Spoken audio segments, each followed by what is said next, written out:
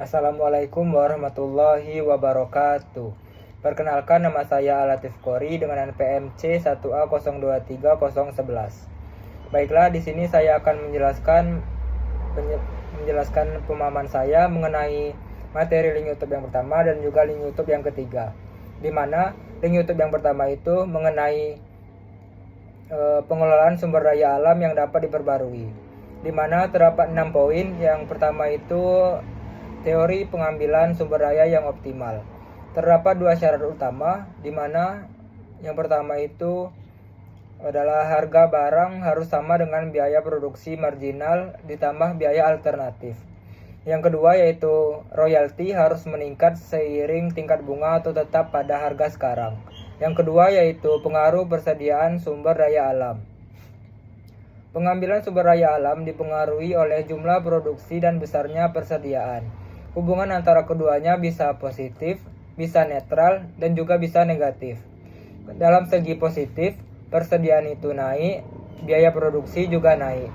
Di sisi netral, tidak ada berpengaruh sama sekali. Kalau negatif ini, persediaan naik, biaya produksi turun. Di mana negatif ini merupakan semakin dikit sumber daya alam persediaan di bumi sebagai persediaan, maka semakin tinggi pula biaya produksinya. Yang ketiga yaitu ketidakpastian dalam pengambilan sumber daya alam, di mana ketidakpastian ini dicerminkan oleh tingkat bunga yang tinggi dengan dapat mempercepat pengambilan sumber daya alam. Ketidakpastian dapat mempengaruhi permintaan dan penawaran yang berakibat pada deflasi atau konservasi. Dan yang keempat yaitu model penggunaan sumber daya alam yang pulih secara optimal, di mana terdapat 2 konsep utama. Yang pertama itu adalah hasil maksimum berkelanjutan yang sederhana. Yang kedua yaitu berkelanjutan yang optimal, yaitu yang mempertimbangkan manfaat dan biaya. Yang kelima yaitu kepemilikan bersama, di mana kepemilikan bersama ini sumber daya alam dapat menyebabkan eksploitasi berlebihan.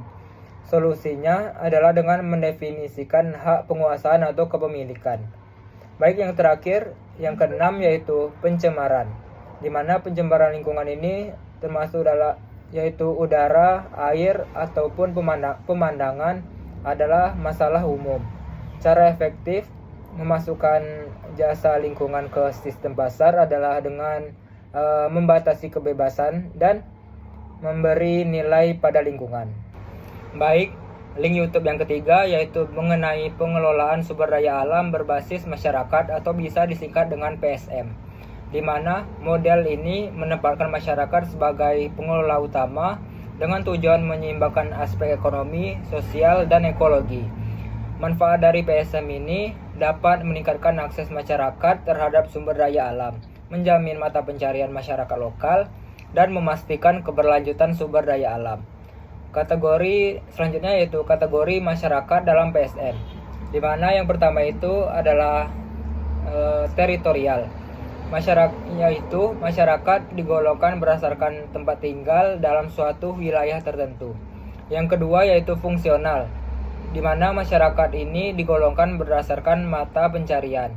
Dan yang ketiga yaitu pendekatan terbaik adalah mengkombinasikan keduanya untuk representasi yang baik dalam membangun konsensus pengelolaan.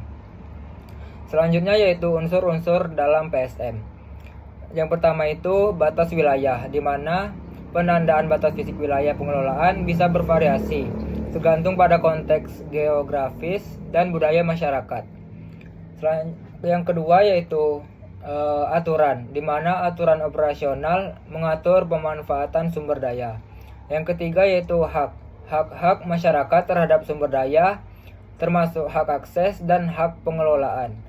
Dan yang keempat yaitu pemegang otoritas, di mana pihak yang memiliki wewenang dalam pengelolaan. Yang kelima yaitu monitoring, di mana pengawasan terhadap pengelolaan sumber daya.